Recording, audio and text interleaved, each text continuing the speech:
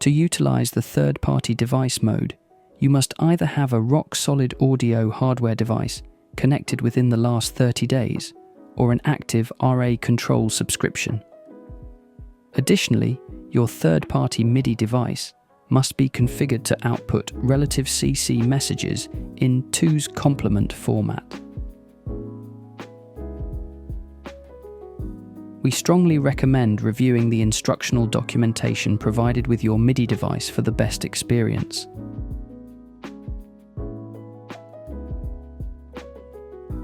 Upon launching the third-party device tab, a blank user interface will be displayed.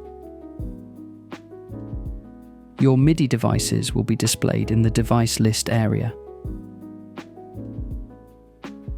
Information pertaining to a selected device will be shown in the editor section once selected. General settings for each device can be found in the bottom right-hand corner of the third-party device user interface.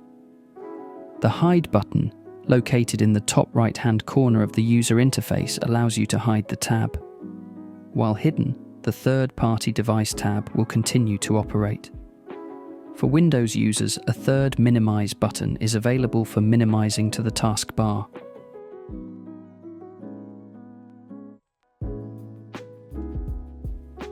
To begin, select the device you wish to use from the device list area.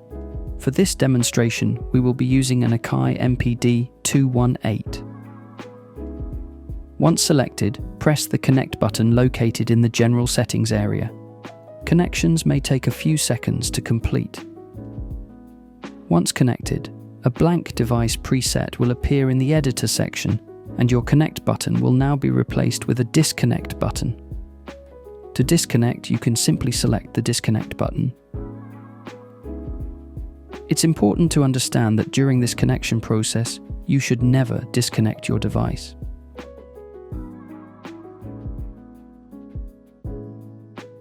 Once the blank device preset has been created, you will be ready to start configuring your device to work with RA Control.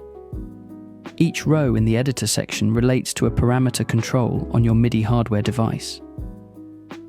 You can add more rows or elements with the Add Element button located in the General Settings area. You will require an element row for each parameter you would like to utilize on your hardware device. To start, give the element an appropriate name.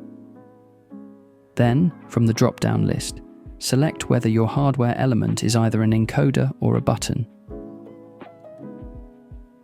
Finally, select the MIDI output value of your hardware device's element.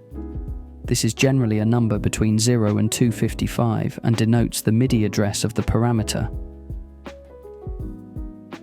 Alternatively, you can select the Learn button, then adjust the corresponding parameter on your hardware device, and RA Control will learn the MIDI value.